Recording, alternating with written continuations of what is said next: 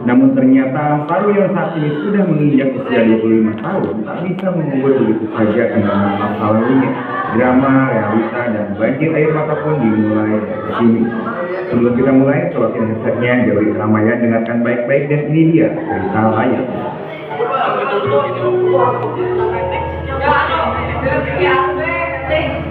Hanwha, India, 1986. Film ini diawali dengan kisah bagi monster kakak beradik bernama Guru dan Bunda Saru yang sedang mencuri batu bara di sebuah kereta. Walaupun sempat hampir ketahuan menjaga kereta itu, tapi nampaknya mereka ini tidak terlalu mengkhawatirkannya karena mungkin hal itu sudah menjadi kebiasaan mereka.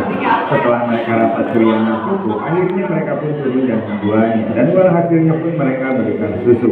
Ada yang sedikit menyentuh pada momen ini, di mana saat mereka sedang membeli susu, Saru berkata pada kakaknya bahwa dia ingin menjalani. Kalau di Indonesia mungkin semacam susu harga 2000-an. Namun guru yang merasa uang memang tidak akan cukup bila dipakai untuk membeli makanan tersebut, lantas mencoba menyenangkan hati adiknya dengan mengatakan, suatu hari pasti diberikan di satu warung deh, dan sekalian bareng deh sama mama penjualnya. Saru nampaknya begitu senang dengan perkataan kakaknya, namun lain halnya bagi Gudu yang justru hatinya terasa perih karena memang tak sanggup memenuhi keinginan adiknya yang memang tidak seberapa itu. Setelah urusan mereka selesai di pasar, mereka pun pulang ke rumahnya. Dan berulang di sini kita tahu bahwa keluarga Saru ini memang sebuah keluarga yang hidupnya bisa dibilang sangat kekurangan, di mana mereka tidak memiliki ayah, sementara ibunya sendiri harus membesarkan ketiga anaknya yang masih kecil tersebut dengan cara bekerja menjadi seorang pemulung batu dengan gaji 2.500 per hari. Bagaimana bisa dia mencukupi kebutuhan hidup keluarga mereka? Untuk sekedar membeli beras saja sisanya betah. Sang ibu yang sedikit merasa heran saat kedua anaknya mampu membeli susu, lantas bertanya dari mana mendapatkannya. Namun keduanya tidak menjawab, walau sepertinya sang ibu pun sudah tahu dari mana asal uang tersebut. Namun karena ibunya sendiri memang menyadari bahwa dia tidak bisa memberikan lebih untuk kebahagiaan anaknya, akhirnya hanya bisa tersenyum untuk menutupi kesedihannya. Selain menjadi baju melontar, ternyata guru ini juga nyambi jadi kuli panggul di stasiun kereta yang ada di kota. Dan inilah awal cerita sebenarnya yang baru dimulai. Begitu mereka sampai di stasiun kota, apesnya si Saru ini malah tertidur dan susah dibangunnya. Hal ini tentu saja membuat guru jadi galau antara mulai kerja atau menemani adiknya. Namun karena mungkin menunggu adiknya bisa ditinggal dan dibiarkan tidur di kursi ini, ia pun langsung menyuruh Saru untuk menunggu dan jangan pergi kemanapun sampai dia kembali. Setelah sudah berapa lama guru pergi, tiba-tiba di tengah malam Saru terbangun. Saru yang melihat stasiun sepi tanpa penghuni ini mulai ketakutan dan berusaha memanggil kakaknya. Karena Dudu nggak kunjung datang juga, akhirnya ia pun berjalan mencari kesana kemari sampai ke dalam kereta. Entah apa yang dipikirkan Saru saat itu, ia pun malah diam di dalam kereta ini dan apesnya ia malah ketiduran. Dan ketika bangun, Saru melihat kereta tersebut sedang melaju kencang, berteriak dan berusaha keluar. Semuanya sia-sia karena kereta itu dalam keadaan terkunci dan kosong. Jika memang ada pintu terbuka pun, tidak mungkin Saru bisa turun karena kereta ini memang melaju sangat cepat sekali, seperti yang lagi mengejar orang. Entah kemana kereta ini pergi dan berapa lama Saru terjebak di dalam. Akhirnya kereta ini pun berhenti juga. Saru semakin dibuat kebingungan dan tak tahu arah. Bahkan yang membuat parahnya lagi, bahasa yang digunakan Saru ternyata berbeda dengan bahasa yang digunakan orang di tempat tersebut.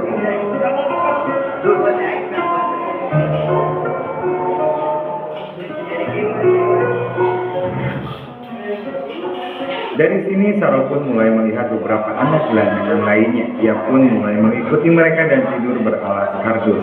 Sampai suatu malam tiba-tiba mereka pun didatangi para preman yang mencari anak gelandangan untuk dijadikan pengamen atau disuruh mengemis.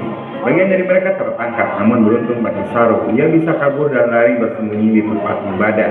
Saru yang tersesat menjadi semakin luntang-lantung saja dengan hanya berbekal kardus dan istri. Ia pun berjalan tanpa arah dan tujuan. Sampai suatu ketika ia bertemu dengan salah seorang mbak-mbak bernama Nur. Ketika melihat perangai dan sikapnya, sepertinya dia ini orang baik. Dan tentu saja si mbak ini juga bisa bahasa Saru. Dan selanjutnya ia pun mengajak Saru untuk ke rumahnya. Di sini Saru beruntung dikasih makan, minuman enak orson, bahkan dimandikan biar nggak terlalu bau. Tapi ternyata ada udang di balik batu. Mbak-mbak ini aslinya mau menjual Saru kepada seorang lelaki pemukul anak.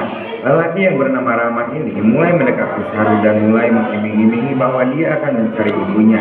Saru yang masih bocah ini awalnya tentu saja percaya. Namun setelah dia melihat gelagat bersama mbak-mbak tadi, Saru pun mulai curiga dan setelah ada kesempatan dia pun langsung lari tanpa henti. Hari pun berganti dan minggu menjadi bulan.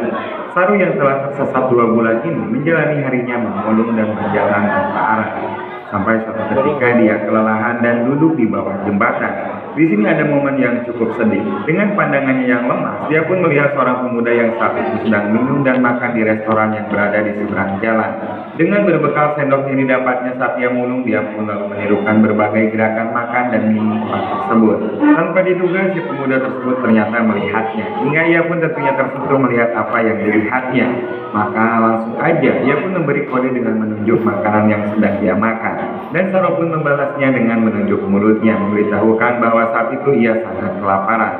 Si pemuda ini pun akhirnya tak tega. Setelah memberi makan seadanya, dia pun mengantarkan Saru ke kantor polisi. Di sini terjadi pembicaraan dan sang polisi pun menanyakan dari mana tempat Saru berasal. Saru pun memberitahukan bahwa dia berasal dari Ganesteli.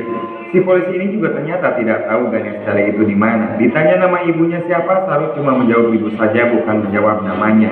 Setelah beres mengambil data, polisi ini pun kemudian mengirim Saru ke panti asuhan. Di sini terlihat keadaan panti yang kayaknya lebih mirip penjara gelandangan, guys. Dalam satu ruangan saja, Saru bersama lebih dari 10 anak lainnya, dan para pengasuhnya juga kelihatan berandalan, semuanya membawa tongkat pemukul. Hingga suatu ketika, Saru kemudian dipanggil oleh si ibu pemilik panti. Sebut saja Ibu Mawar. Ibu Mawar ini menunjukkan kalau ia telah berusaha menaruh foto Saru di seluruh koran India. Namun ia tidak pernah menerima balasan dari keluarga Saru. Saru tentu saja sangat sedih mendengar semua itu. Namun ia pun tak berdaya. Dan untuk mengobati rasa sedihnya tersebut, Ibu Mawar pun lantas memberikan solusi bahwa saat ini telah ada pasangan dari Australia yang ingin mengadopsi anak. Di sini Saru tidak ada pilihan lain selain menyetujui saran dari Ibu Mawar. Singkat cerita, kita beralih ke Australia 1987. Saat ini, Saru sudah berada di Australia dan menjadi anak adopsi dari John dan juga Sue. Saat pertama datang ke rumah barunya, Saru pun melihat dengan aneh barang-barang di sekitarnya. Ia yang tadinya hidup sangat kekurangan, saat ini dia melihat semuanya jauh berbeda. Walaupun awalnya Saru ini masih canggung dengan orang tua barunya, namun dengan rasa sayang dari John dan Sue yang tulus ini membuat Saru cepat beradaptasi. Dan dari sini hari-hari selanjutnya pun dijalani dengan penuh bahagia. Setahun setelah Saru tinggal, John dan Sue kembali membawa seorang anak angkat yang usianya sedikit lebih tua. Ia adalah Mantos. Mantos ini memang memiliki sedikit kekurangan, di mana dia akan menyakiti anggota badannya sendiri saat dia merasa panik atau tersinggung dan sebagainya. Sehingga dengan kata lain, hal tersebut akan membuat John dan Sue merasa sangat kerepotan karenanya. Dan yang lebih jauhnya lagi, kasih sayang yang selama ini dicurahkan hanya kepada Saru sekarang menjadi terganggu semenjak kedatangan Mantos. Namun karena pada dasarnya Saru ini adalah seorang anak yang baik, patuh dan penyayang, ia pun akhirnya merelakan semua itu dan tetap menjadi anak yang diharapkan kedua orang tua angkatnya. Seperti pada suatu ketika, saat Saru melihat sang ibu angkatnya tersebut menangis karena pusing dengan sifat Mantos, Saru pun menghampiri dan memeluk sang ibu dengan penuh kasih sayang. Tak jauh beda seperti yang dilakukan seorang anak kandung seutuhnya dikala orang tua sedih. Dan hal tersebut benar-benar membuat sang ibu angkatnya sangat terhibur dan beruntung karena ternyata Saru telah menjadi bagian dari hidupnya.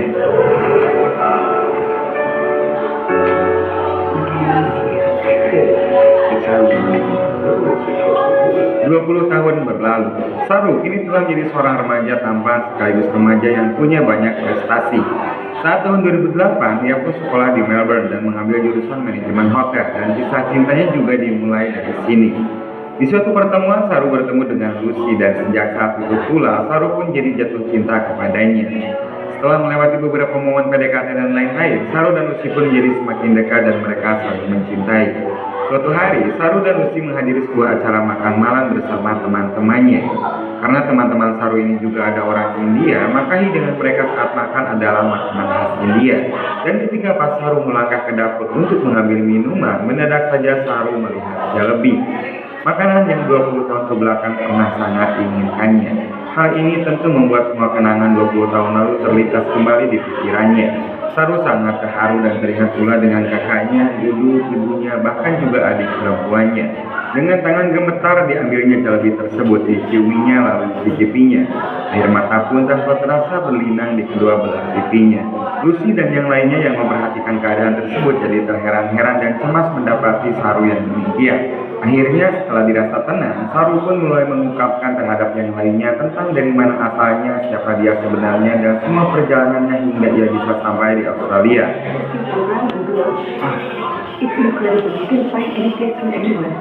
Salah satu temannya pun lantas memberi saran supaya Saru mencari daerah tempat asalnya dengan mengandalkan bantuan dari teknologi Google Earth. Namun Saru memilih tidak melakukan semua itu karena dia rasa itu sudah lama sekali dan sudah tidak mungkin ia bisa mengingatnya. Bahkan yang diingatnya saja hanya nama Ganesteli dan kursi tempat tidurnya yang berseberangan dengan tower air. Sedangkan nama Ganesteli sendiri tidak pernah ada sama sekali. Tapi biarpun demikian, kejadian yang terjadi di acara makan-makan itu justru membuat Saru menjadi semakin kepikiran.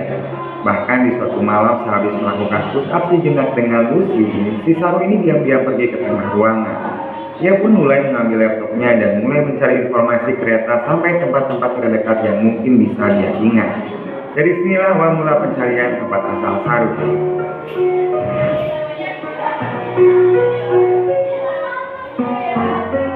Tasmania, Australia 2010. Saat ini Saru dan Lucy berada di tempat tinggal orang tua angkatnya. Jadi waktu sedang melakukan makan bersama, Lucy mencoba mengungkapkan terhadap ibu mertuanya tersebut tentang apa yang selama ini dicari bahkan menjadi tujuan Saru. Namun Saru pun memotong ucapan Lucy supaya ibu angkatnya tersebut tidak mengetahuinya. Alasannya cukup sederhana sih, karena kemungkinannya jika Saru jujur, maka secara tidak langsung akan menyakiti hati ibu angkatnya, yang padahal dia memang telah berjasa besar terhadapnya selama 20 tahun. Karena hal itu, suasana makan pun menjadi canggung, apalagi ketika tiba-tiba muncul Mantos yang justru malah memperkeruh keadaan. Sedikit pertengkaran pun terjadi, karena sebenarnya Mantos ini sering banget membuat ibunya sedih, dan hal itu membuat Saru kurang menyukainya. Saru nampak semakin sibuk dengan apa yang menjadi keinginannya dan yang juga menjadi tujuannya. Ia pun sampai membuat peta jalur pencarian di tembok kamarnya, menghitung dan menandai semua kemungkinan jalur kereta yang saat itu ia naiki, sampai mencari seluruh stasiun kereta lewat Google Earth. Dan hal tersebut juga secara tidak langsung membuat Lucy bertambah jengkel karena Saru tidak mau jujur tentang apa yang terjadi sebenarnya. Sampai semakin memanas dan Lucy pun meninggalkan Saru. Hari demi hari, Saru lalui dengan mencari tempat tinggal asalnya, sampai suatu saat Saru tidak sengaja bertemu kembali dengan Lucy. Ia pun akhirnya mengungkapkan segala yang selama ini mengganjal di hatinya. Bahkan dari Lucy juga, Saru mengetahui bila ibu angkatnya kini semakin murung menyikapi tingkah kedua anak angkatnya tersebut. Saru pun dengan wajahnya yang semakin lusuh meminta maaf kepada ibu angkatnya bahwa dia tidak bisa menjadi anak yang baik seperti anak seutuhnya yang didambakan oleh ibu angkatnya tersebut. Karena dia pun memang tidak berdaya ketika mengikuti suara hatinya yang selalu mengatakan bahwa ia sangat merindukan sosok ibu dan keluarga aslinya yang lama terpisah. Dan Saru pun mengatakan jika hidup ibu angkatnya tidak akan menjadi seperti ini, andai kata ia bisa memiliki anak sendiri. Namun jawaban sang ibu membuat Saru benar-benar tidak berdaya. Sebenarnya bukan dia tidak bisa mempunyai anak, namun sengaja memilih untuk tidak mempunyai anak karena dengan cara begitu maka secara langsung akan bisa mengisi kekosongan dan juga harapan anak-anak lainnya yang ditakdirkan memiliki nasib malang karena kehilangan ataupun diabaikan oleh orang tuanya. Mendengar hal itu, Saru pun akhirnya luluh. Dia pun merasa begitu tidak enaknya apabila ia harus terus bersikeras untuk mencapai tujuannya tersebut. Dan di saat itu pula, ia berpikir untuk menghentikan semua pencariannya. Bahkan, ia juga datang kepada kakaknya Mantos dan meminta maaf kepadanya atas semua kebenciannya selama ini. Suatu malam, Saru yang sedang melamun, dia pun membuka laptopnya dan asal mencet, menggeser-geser setiap titik yang telah ia tandai. Dan tiba-tiba saja, secara tidak sengaja, Saru justru menemukan tempat yang dulu menjadi tempat tinggalnya. Dari mulai stasiun saat berpisah dengan kakaknya, tempat bermainnya sehari-hari sampai ke desanya yang ternyata selama 20 tahun ini ia salah menyebutkan. Karena tempat tinggalnya tersebut memang bukan Ganesteli, melainkan adalah Ganespalai.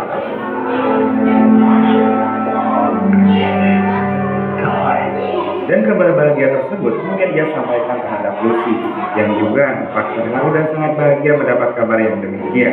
Dan Lucy pun mengizinkan Saru menemui keluarganya. Ibu angkatnya juga sangat bahagia mendengar berita ini. Dia juga memberikan restu untuk Saru pergi ke sana. Dan dia juga berharap ibu kandungnya masih tetap di sana.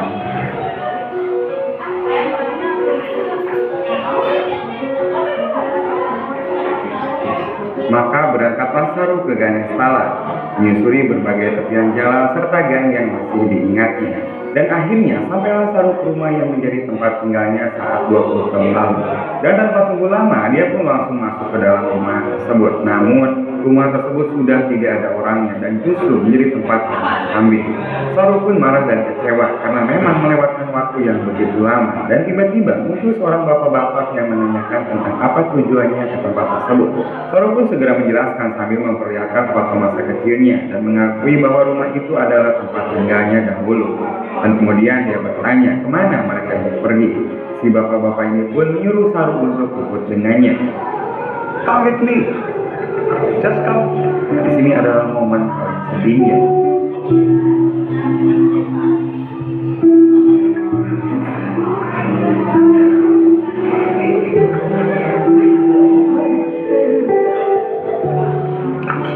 Momen haru pun terjadi di adegan ini, apalagi saat Saru juga mengetahui bahwa kakaknya yang selama ini ingin ditemuinya justru telah tiada karena tertabrak kereta saat sedang mencari Saru di malam itu. Namun kesedihan Saru ini akhirnya sedikit terobati tatkala di salah satu rumah itu pula muncul adik perempuannya yang telah lama ditinggalkannya. Di hari yang sama tepat 25 tahun Saru tersesat dan setelah melakukan perjuangan panjang akhirnya berhasil menemukan ibu serta keluarganya berkat bantuan Google Earth. Dan satu hal lagi, Saru juga mengatakan terhadap orang tua angkatnya bahwa walaupun ternyata dia kini telah bisa bertemu kembali dengan orang tua aslinya, ikatan yang telah terjadi antara mereka akan tetap sama dan semua ini tidak akan pernah bisa merubah apapun. Bahkan sejak saat itu pula, Saru pun ternyata telah menyadari bahwa ia justru salah mengucapkan namanya selama 20 tahun ini. Yang ternyata bukan Saru, melainkan adalah Seru yang berarti layar.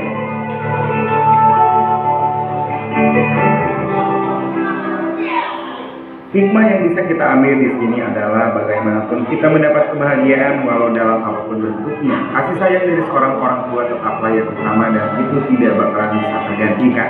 Dan satu lagi yang bisa kita petik hikmahnya, bagaimanapun yang terjadi dan bagaimanapun juga keadaannya, maka sebaiknya kita tidak mudah melupakan jasa baik orang lain terhadap kita. Karena tentunya kita bukanlah apa-apa dan gak bakalan bisa jadi siapa-siapa jika tanpa bantuan orang lain. Terima kasih buat kalian semua yang udah nonton sampai akhir dan semoga kalian suka dengan ceritanya. Sampai jumpa lagi di video 7 menit selanjutnya.